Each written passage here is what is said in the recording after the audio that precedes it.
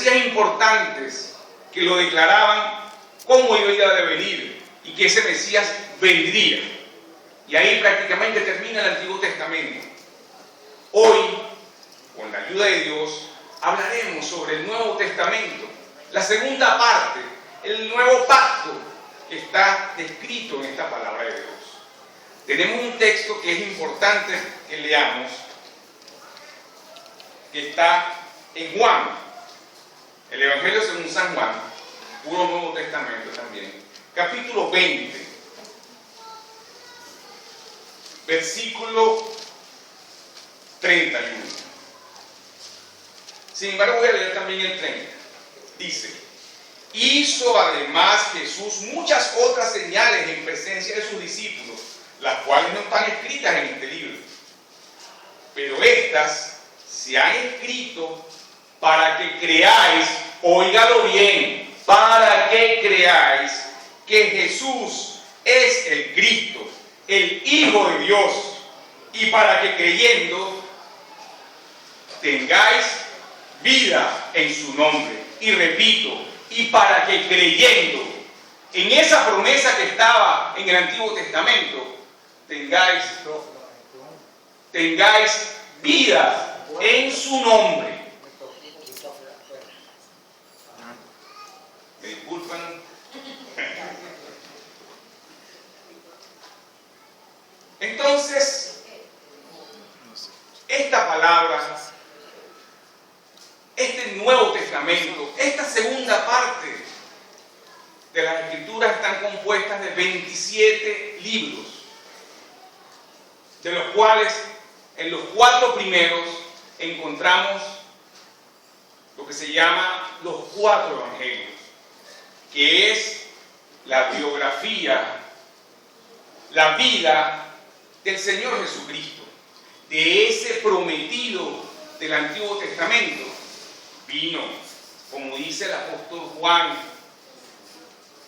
en su primer capítulo, aquí en el Evangelio, que allá en el principio Él estaba con Dios y Él era Dios, pero que ese Jesucristo se humanó, vino, se hizo hombre, nació de esa Virgen María y habitó entre nosotros. Y dice, y vimos su gloria como la del unigénito Hijo de Dios. Estuvo entre los hombres y dio testimonio de que Él era el Hijo de Dios. Era la promesa dada en todo el Antiguo Testamento. Era ese tesoro escondido para ese momento que llegaba y estaba entre nosotros. Ese Jesucristo anunciado vivió entre todos nosotros. ¿Pero para qué? Como acabamos de leer, se narra en esos 4 evangelios los hechos de Él, todas las cosas que hizo. Y dice aquí en el texto que leímos que no todo lo que hizo está contado en los libros, porque dice que si contaran cada una de las obras que el Señor Jesucristo hizo, no cabrían en todos los libros del mundo. Sin embargo, termina el versículo diciendo que todas estas cosas fueron escritas para que creáis que Él es el Cristo, el Hijo del Dios viviente, y para que creyendo tengas vida eterna. Aquel entonces que no cree en Cristo, que no cree en la obra de Cristo, no puede tener vida eterna. La palabra de Dios es clara. Y este libro santo, libro sagrado, libro lleno de autoridad, lo dice claramente.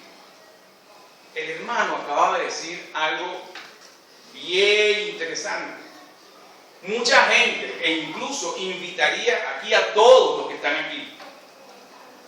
Si yo preguntara en este momento, levante la mano aquel que cree en Cristo, que cree en Dios. Todos, desde el hermano Miguel, que está allá de último, hasta mi mamá que está aquí, levantarían la mano y dirían, sí, yo creo en Dios. Todo el mundo, que usted, a cualquier persona que pregunte en la calle, al 90%, al 99% de las personas que preguntan en la calle, Van a decir, yo creo en Dios. ¿Sí? Pero realmente has aceptado a Cristo como tu Salvador.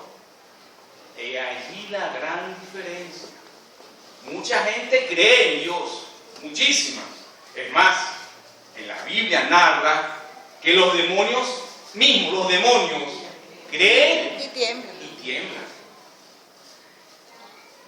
Dentro de estas narraciones de los evangelios, en Marcos, dice que cuando el Señor se llegó y acababa de llamar a sus discípulos, llegó a un sitio y había un endemoniado. Y el endemoniado inmediatamente, el demonio habló: aquí ha venido Jesús a destruirnos. Reconoció inmediatamente la autoridad del Hijo de Dios. Y sí, y tembló porque sabía que Él es el Hijo de Dios. Y el demonio dijo: ¿a qué ha venido Jesús a destruirnos?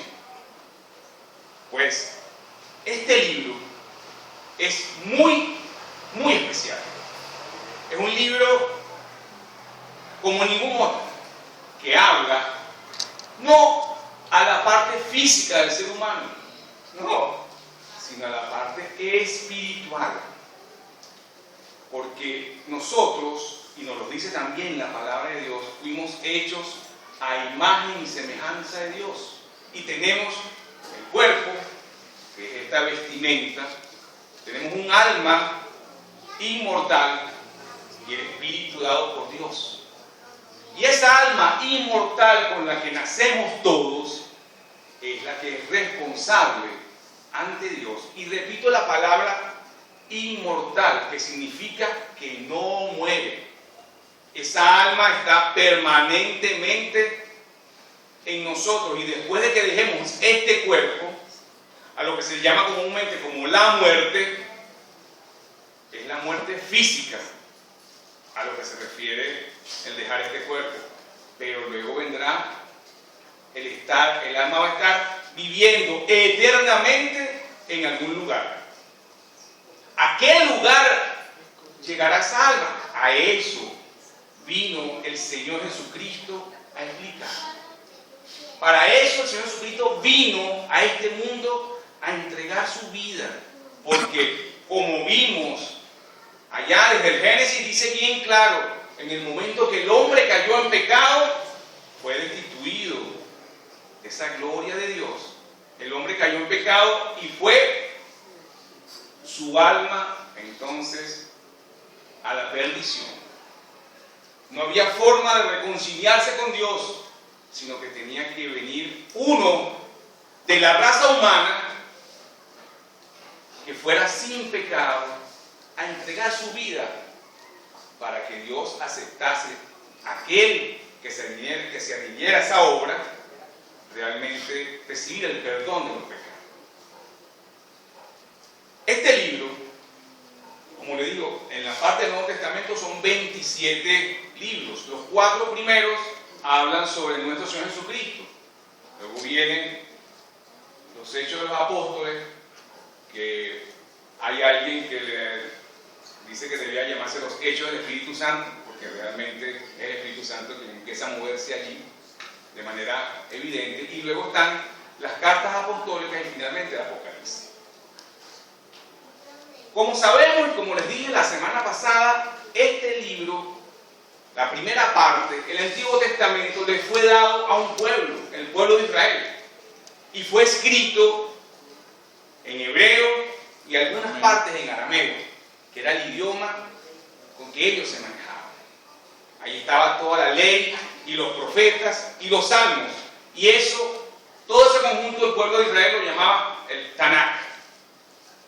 El Nuevo Testamento fue escrito en griego, porque también era el idioma que dominaba en ese momento. A pesar de estar bajo el Imperio Romano, el griego era un idioma mucho más universal que lo que era en ese momento el latín, que trataba de imponer el pueblo romano. El griego era un idioma de gente culta, un idioma especial para ese momento, y las cartas y los evangelios fueron escritos en griego. Entonces encontramos que este libro en su totalidad tiene Una parte escrita en hebreo, una parte escrita en arameo y otra parte escrita en griego. La pregunta entonces era, ¿y cómo tenemos esta palabra hoy en día aquí? Encima, recordemos que este libro tiene escrituras que fueron hechas hace más de 3.500 años y el último libro se escribió hace 2.000 años, casi 2.000 años, pues, porque el Apocalipsis fue escrito en el año 98 de la era cristiana. ¿Cómo llega esta palabra de Dios acá? ¿Cómo sabemos que esto que está aquí es la palabra de Dios? ¿Quién se iba a encargar de hacer llegar esta palabra de Dios a nuestros días? La respuesta está en el mismo libro. Es Dios mismo quien se ha encargado de la impresión, la difusión y la transmisión de su palabra. Allá en Primera de Pedro, capítulo 1, versículos 24 y 25, dice así: porque toda carne es como hierba. Cuando se refiere a toda carne, se refiere a la humanidad. Todos los humanos son como hierba. Y toda la gloria del hombre como flor de la hierba. La hierba se seca y la flor se cae, mas la palabra del Señor permanece para siempre. Y esta es la palabra que por el Evangelio os ha sido anunciada. Dios se iba a encargar de que su palabra permanezca para siempre. Óigalo bien, la palabra de Dios permanecerá para siempre. Han pasado muchas generaciones de hombres, desde Adán hasta nuestros días. Pasarán las que el Señor diga, pero la palabra de Dios, Él se va a encargar de que se mantenga como se mantiene hasta el día de hoy. Entonces, al principio, cuando empezó la iglesia en los primeros años, tenían el Tanakh, las escrituras en hebreo, y tenían esta otra parte en griego. Hubo 230 y pico de años antes de que el Señor Jesucristo viniera a este mundo, una primera traducción importante de ese Tanakh hebreo al griego. ¿Cómo se hizo eso? Hubo un rey en Alejandría donde había una biblioteca muy importante, dicen que era la biblioteca más importante del mundo en ese momento. El rey Ptolomeo II, mandó a llamar a unos eruditos hebreos, porque ellos eran los que tenían ese Tanakh, que tenían esas escrituras, y dijo: oye, en esta biblioteca tan importante del mundo es necesario que tengamos ese libro tan especial que ha hablado a la humanidad en distintas maneras. Y escogieron a 70 hombres. Dice la verdad, dice la historia que fueron 72, que escogieron a 6 eruditos de cada tribu, de las 12 tribus de Israel, y los trajeron a Alejandría para que hicieran una traducción de ese Tanakh, del hebreo al griego. Y se llamó esa primera traducción, 240 años antes que el Señor Jesucristo naciera, se llamó la Septuaginta, o la versión de los 70. Septuaginta es 70 en griego. Y la llamaron versión de los 70 porque fueron 72 realmente eruditos que hicieron esa traducción del hebreo al griego. Es la primera traducción importante de las Sagradas Escrituras, 200 años antes de que el Señor Jesucristo viniera a este mundo. Pasaron unos cuantos siglos y en el año 320, después del Señor Jesucristo, 320 de nuestra era, Jerónimo, que era cura, fue comisionado por un sacerdote muy importante de la iglesia romana que se llamaba Dámaso y para que hicieran una traducción, pero a un lenguaje más común, a un lenguaje de vulgo, llamaban ellos, al latín. Estamos hablando del año 320 de nuestra era. Y eso de que era el lenguaje del vulgo no era cierto, porque el latín no hablaban sino ciertos eruditos de la época, más se hablaba el griego, pero ellos quisieron hacer una traducción especial hacia el latín y llamaron a esa traducción, se llama lo que se conoce ahorita como la Vulgata Latina. Ambas traducciones, tanto la de los 70 como la Vulgata Latina, fueron hechas en base a esos documentos, esos manuscritos que estaban originalmente, como les dije antes, en hebreo, en griego y en arameo. Estas traducciones fueron muy fidedignas, con algunos detalles, pero que realmente en este momento no es de interés. Ya tenemos entonces lo que se llamaba la Septuaginta y que tenemos ahora lo que se llama la Vulgata Latina. Pasaron otra vez los siglos y la Iglesia romana fue haciéndose poderosa en el mundo, cosa que sabemos, la historia lo dice. El papado empezó, ojo con esto, que también tergiversa la historia. El papado no empieza sino hasta el año 380 y pico de nuestra era.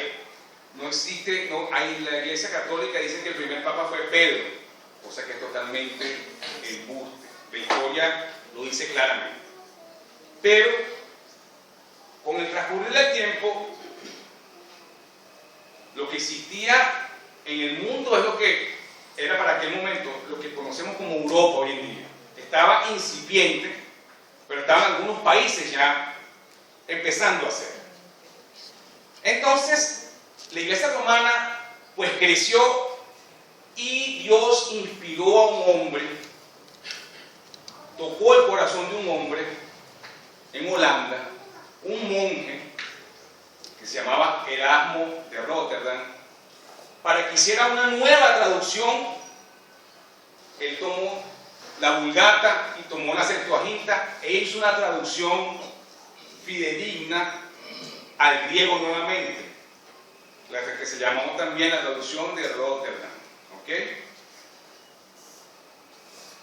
Y eso fue en el periodo del siglo XVI, cuando estaba algo también que conocemos mucho y que lamentablemente fue muy triste para la Iglesia Católica. En ese aspecto se llamó el Santo Oficio, la Inquisición, que había prohibido hasta ese momento que el ser humano, el común, tuviera Biblias que no fueran sino la que venía de la Vulgata Latina. El pueblo no podía entender prácticamente casi las Escrituras y solamente lo que circulaba por ahí eran los proscritos. Digo proscritos porque eran perseguidos cristianos. El Señor entonces toca también a un monje importante, un monje católico, que era muy dedicado a la iglesia, y el Señor lo toca en el corazón, porque el hombre empieza a leer las Sagradas Escrituras, y las Sagradas Escrituras dan luz al que la lee, le da conocimiento, y empieza a ver que lo que estaba haciendo la Iglesia Católica para ese momento era totalmente contrario a lo que decía aquí. Aquí decía que la salvación era por fe. La Iglesia Católica en ese momento decía que la salvación era por billete.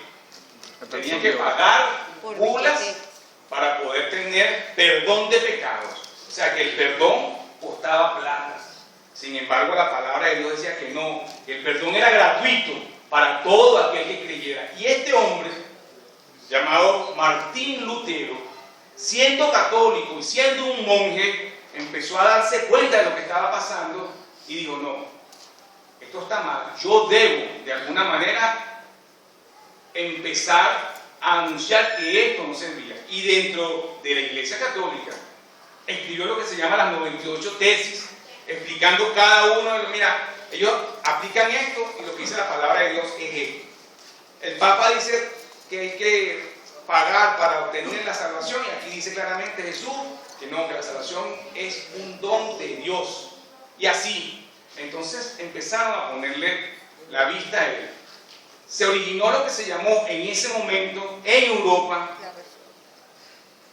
el protestantismo, lo que se llamó también en su momento la reforma.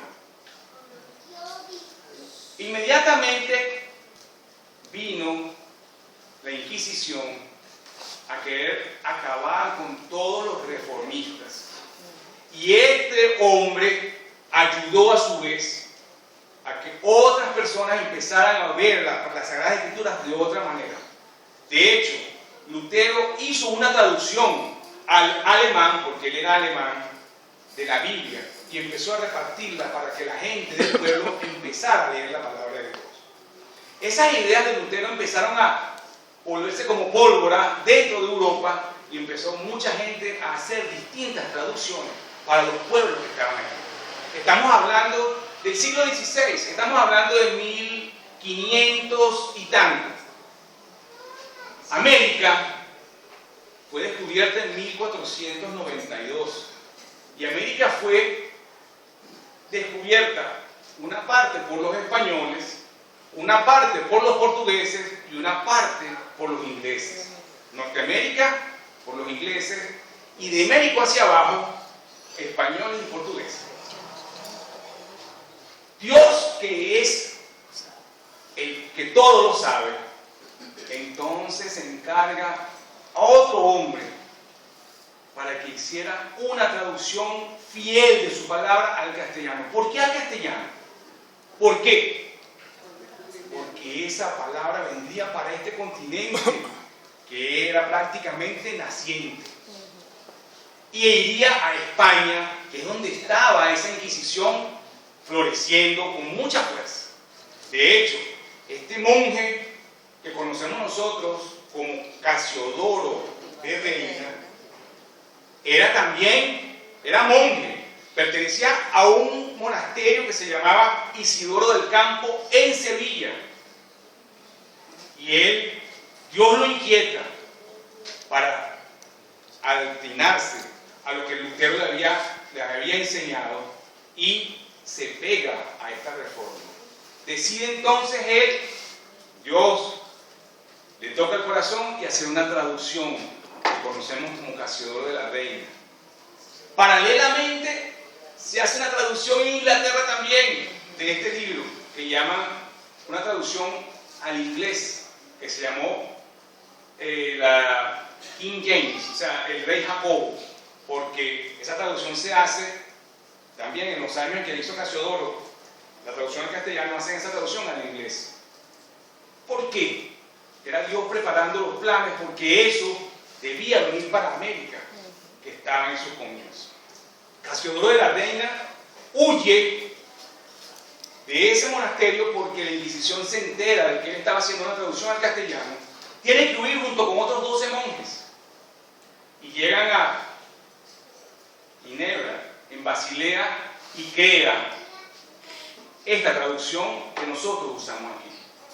Entre esos 12 monjes que huyen con él va otro que se llamaba Cipriano de Valera, que es el que hace la revisión. Si ustedes abren sus Biblias en castellano, dice que son texto original de 1569 de Casiodoro de Reina y revisada posteriormente en 1602 por Cipriano de Valera.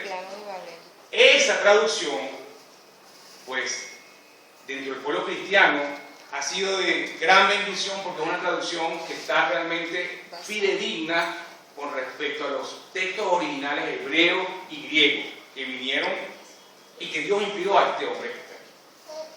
Así es como esta Biblia llega a nosotros, porque es verdad, acabamos de escuchar, cuando Estados Unidos empieza a crecer, cuando se forma como nación, la independencia de Estados Unidos es 1775. 1776 es la independencia de los Estados Unidos como nación. Y como esa fue una nación que fue colonizada por gente que venía huyendo también de Inglaterra y que tenían conocimiento de la palabra de Dios, empezaron ellos también a introducir, a enseñar a su nación en qué era la palabra de Dios. Usaban la versión esa en inglés, la King James, para ellos enseñar al pueblo. Y de allí empezaron a salir posteriormente misioneros que vinieron de México hasta Chile, toda esta parte, el resto de América, que el 90% de toda América habla castellano. Necesitaba una Biblia en castellano y Dios ya la había preparado allá con Casiodoro de Reina. Es así como nos llega este libro hermoso. Bien, pero esto es pura historia. Es la historia de cómo llega la Biblia aquí. Pero como les dije la semana pasada, ese no es el fundamento, lo que se necesita para qué fue escrita la Biblia. No, la Biblia fue escrita como leímos ahorita, para que creáis que Jesús es el Cristo y que creyendo tengan vida eterna. Leímos en Lucas que era Jesucristo acaba de resucitar. Jesucristo acaba de resucitar, había caminado con los discípulos de Emaús y ahora se presentaba nuevamente por primera vez sobre los discípulos y empezó y les dice estas palabras: estas son las palabras que os hablé estando aún con vosotros antes de ser crucificado, que era necesario que se cumpliese todo lo que estaba escrito de mí en la ley de Moisés, en los profetas y en los salmos. Jesucristo entonces les hablaba claramente de cuál había sido su vida y para qué había venido él al mundo. Todo lo que estaba predicho en él, allí en el Antiguo Testamento, se había cumplido en él. Era ese el Mesías prometido. Él era el que iba a derramar su vida por cada uno de los pecadores. Y esta palabra es tan viva y eficaz, como dice la misma palabra de Dios, que a pesar de haber sido escrita, a tener escrito de más de 3.500 años, y la última fue escrita hace 2.000 años, llega hasta hoy, año 2016, llega este domingo aquí. Hoy el Señor le ha placido que esta palabra siga viva hasta este momento. Hoy vi varias caras de gente que conocí en mi juventud o en mi infancia, gente que el Señor les ha tocado, gente que se ha acercado recientemente, gente que ha escuchado la palabra de Dios de alguna manera, gente que incluso Dios ha tenido que tocarle parte de su vida y hoy están aquí. Hoy están aquí oyendo esta palabra de Dios, oyendo lo que se dice aquí en este evangelio, oyendo claramente que aquel que cree en ese Jesucristo al cual Dios envió, tendrá vida eterna. Si te están ofreciendo algo de gratis y tú le das la espalda y no lo quieres aceptar, la pregunta que te hago ¿es culpa del que lo ofrece o es culpa del que no la quiere recibir? Contaron una historia, yo era niño, la escuché una vez, me recordé ahora, de un hombre muy acaudalado que se apareció un día en Nueva York, se alojó en el Waldorf Astoria, que es un hotel muy lujoso allá, en la Quinta Avenida, y puso un aviso en el periódico: todo aquel que quiera que yo le resuelva su problema económico, venga hoy. Yo lo espero en la habitación 1507, desde las 8 de la mañana hasta las 5 de la tarde. Todo aquel que quiera, venga con su problema, que yo se lo resuelvo. Salió en el periódico, dice que varias gente se aglomeró en la entrada del Waldorf Astoria. Y nadie se atrevía a subir. Todo el mundo puede ver. El comentario es: no vale, nos van a vacilar. No, chicos, es un cuento. No. Es una trampa cazabobo. Y aquí cada quien daba una explicación distinta, pero estaban ahí alrededor de la puerta. Y le preguntaban: bueno, ¿pero qué pasa? No, que hay un tipo que puso un aviso allí que va a resolver nuestro problema económico, el que sea, pero hay que ir ahí a la 1507. Y así empezaron a discutir y a hablar, no sé qué. Y fue pasando el tiempo. Total que a 10 para las 5 subió uno. Tocó la puerta, abrió el sirviente: mire, yo vengo por lo de la visa, ¿cómo no pase adelante? Lo sentaron en una silla, salió el señor, se sentó en su escritorio y le dijo: bueno, para que usted, no, es que usted dijo que iba a resolver, pero así que ¿qué problema tengo? No, tengo una deuda, así, ya saben. Bueno, ven acá. Hizo el cheque, el hombre trajo los papeles, después era la deuda, el hombre hizo el cheque, se lo entregó y dijo: vaya al banco, lo cobra y salga de su problema. En efecto, baja el hombre, sale y le preguntan: mire, ¿cómo te fue? ¿Te vacilaste, verdad? Era puro cuento. No, mira, aquí está. Me dio un cheque, mira, aquí está. Está con la firma de él. Voy al banco, lo cobro y voy a resolver mi problema. Entonces todos empezaron: para ver. Empezaron a ver el cheque y encontraron, había un banquero incluso que estaba diciendo: no, esto es cierto, yo conozco al hombre, dijo, él tiene dinero. Muchísimo. Es más, si quiere venga conmigo, que yo le puedo pagar este cheque sin ningún problema. Y entonces todos, el resto que sí querían, empezaron a subir corriendo, a tocarle la puerta: mire, yo tengo aquí. Entonces se acercó el mayordomo, abrió el postillo de la puerta y dijo: ajá, no, que venimos por el aviso. No, era hasta las 5, leanlo bien, era de 8 de la mañana hasta las 5 de la tarde. No, pero bueno, ¿y qué lo que sí, la oportunidad era hasta las 5, ya son 5 y 5, y el potentado que está aquí se va. La gente perdieron la oportunidad de resolver su problema, a pesar de que era gratis, a pesar de que era sencillo. Tan solo había que creer al anuncio que estaba allí. Asimismo va a suceder aquí. Hoy está sucediendo aquí, enfrente de nosotros. Hay un aviso claro, el Señor está diciendo: ven, cree en mí, cree en la obra que yo hice en la cruz. Esta palabra que está aquí dice claramente, esta es la autoridad de Dios, que todo aquel que en Él cree no se pierde, sino que tiene vida eterna. Él pagó la deuda que nosotros no podíamos pagar. Él entregó su vida para que no la tuvieras que entregar tú. Él fue a la cruz para que tú no vayas a la condenación. Sí, estás aquí, alrededor de este Waldorf Astoria. Sí, pero no te atreves a tocar la puerta. Todavía tienes inseguridad.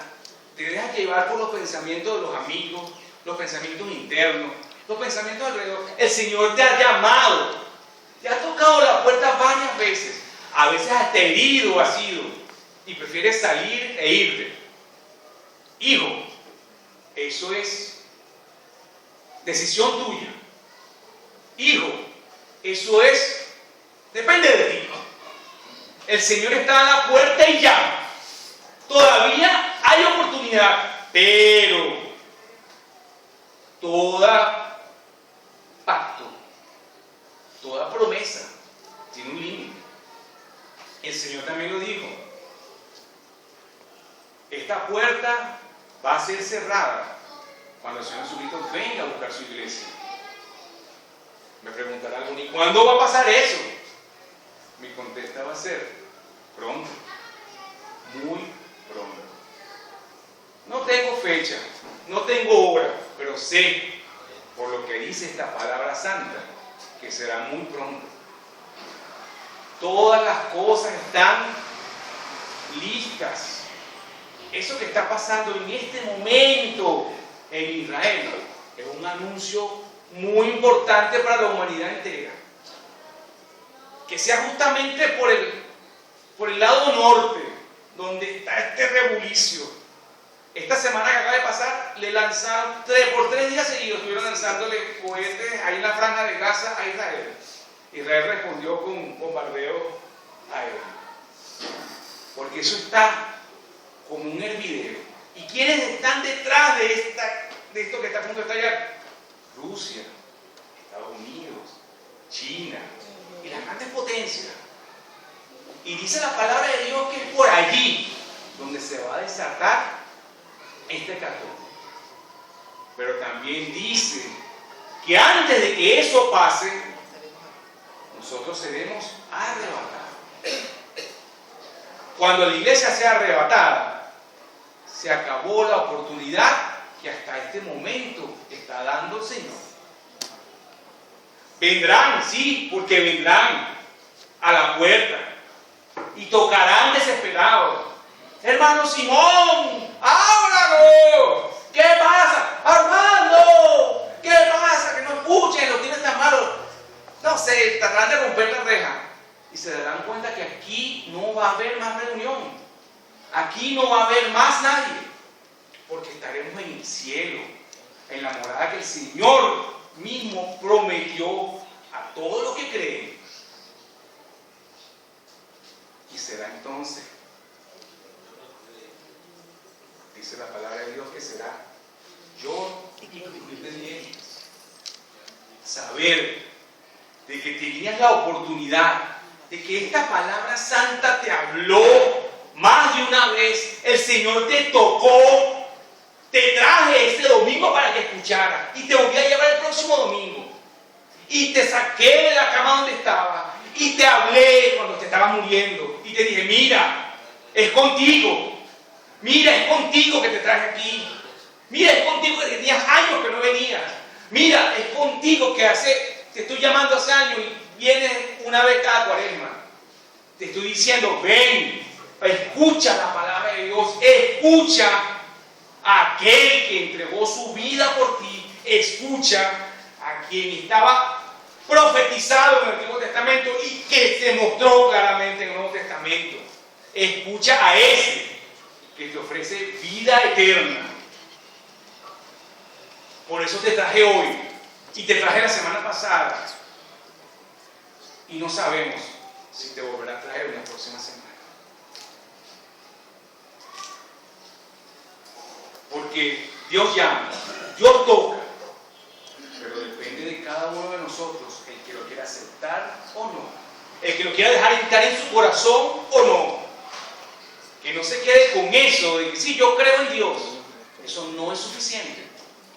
Yo creo en Dios, por eso les dije, y está en la palabra de Dios, los demonios creen y tiemblan. Con eso no quiere decir que están salvos.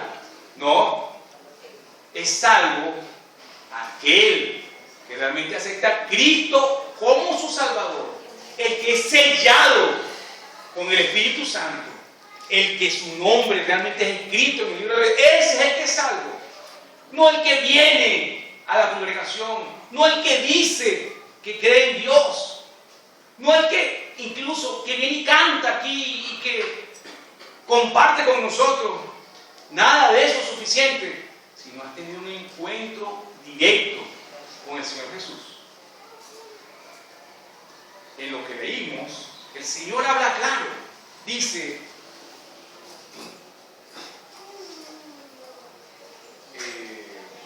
y les digo, así está escrito y así fue necesario que el Cristo padeciese y resucitase. Todo lo que estaba escrito en el Antiguo Testamento, Él lo cumplió, murió y resucitó.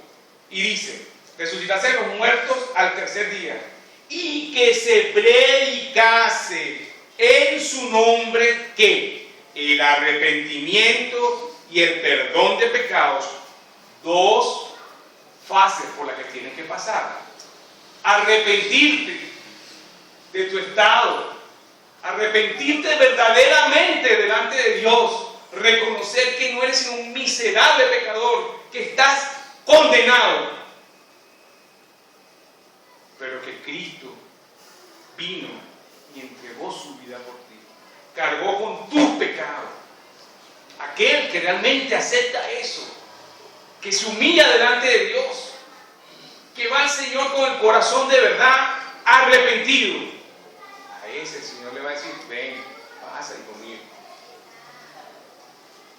El Señor fue claro, dice: arrepentimiento y perdón de pecados en todas las naciones, no en el pueblo de Israel, en todas las naciones, en el mundo entero.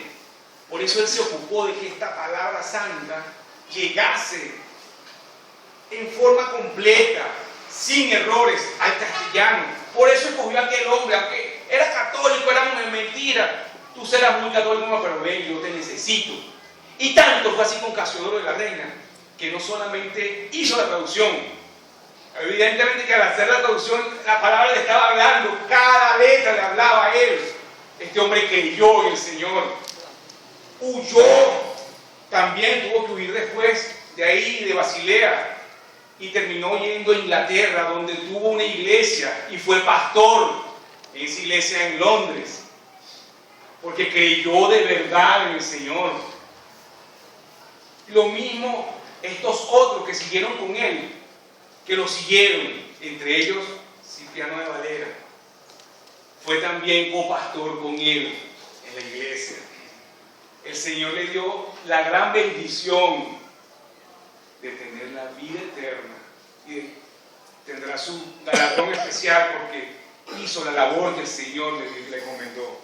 Y gracias a esa labor que hicieron esos hombres, tenemos esta palabra de Dios aquí en castellano que hoy mismo te presentamos. Como le dije la otra vez, este libro bendito se ha traducido ya en más de 2.400 idiomas, entre idiomas y dialectos, porque ha llegado al mundo entero. Dios se ha encargado que su palabra llegue conforme Él quiere a cada uno. Lo importante de esta hora y en este momento es: esa palabra te llegó a ti. ¿Te has apropiado realmente de esta palabra de Dios? El Señor te trajo hoy con un propósito: que escucharas su palabra. Que esta palabra te habla y te dice: hey, no estás en regla con Cristo, no estás en regla con Dios. Y aquel que lamentablemente le sorprenda el arrebatamiento de la iglesia o le sorprenda la muerte, va al infierno. No lo digo yo, lo dice esta palabra santa. El infierno no fue creado para los hombres, el infierno fue creado para Satanás y los ángeles que se rebelaron contra Dios. Pero el hombre que pecare, el alma que pecare, dice la palabra de Dios, esa alma morirá. Si tú te das cuenta que estás en tus delitos, estás en tus pecados, he aquí una solución, he aquí la verdadera solución para ti: Cristo. Juan lo dijo claramente: he aquí el verdadero Cordero de Dios que quita el pecado del mundo. Y nos dice también que la sangre de Jesucristo nos limpia de todo pecado. ¿Qué debes hacer entonces? Esperarte al próximo domingo a ver si creo en esa palabra tan bonita que me gustó. No esperes más. El momento es hoy. Tú no sabes si el próximo domingo estarás en esta tierra o estaremos nosotros como iglesia acá. La oportunidad es ahora. La oportunidad cuando Dios te habla es ahora. Este mes lo dedicamos a la Biblia porque es un libro santo, sagrado y especial que ha traspasado todas las generaciones y siempre es una palabra fresca y buena para aquel que la quiera aceptar. Quizás esta es tu oportunidad, este es tu momento. Escúchala, tómala para ti y no esperes que nada de esto te sorprenda, sino que realmente tengas esa seguridad de la salvación de tu alma, de que tu nombre realmente está escrito en el libro de la vida y que sabes que si el Señor viene por nosotros, si viene, te veremos allá, porque allá estaremos Fue una promesa que el Señor nos hizo, celebrando esas bodas del Cordero. Estaremos todos sentados en una mesa y nos veremos el rostro y diremos: gracias, Dios, porque te acordaste de nosotros, que éramos miserables pecadores, pero enviaste a tu Hijo a entregar su vida por cada uno. Que el Señor bendiga su palabra. Amén.